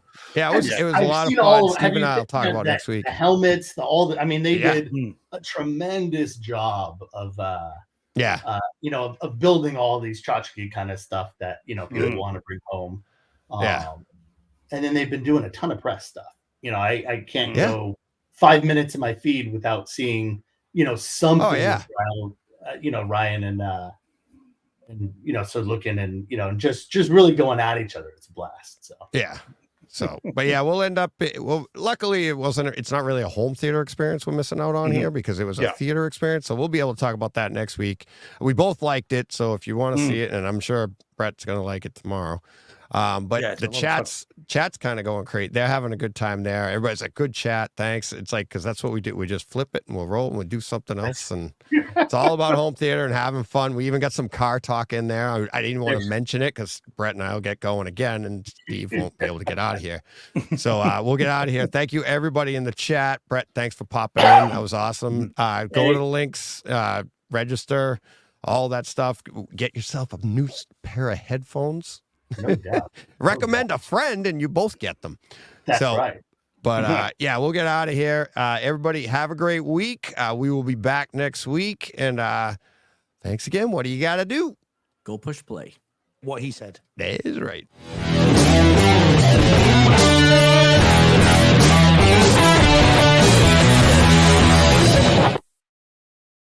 Hey, Fred. This has been a Hey Fred production with theme music by Jeff Bernhardt and Throne Vault Productions.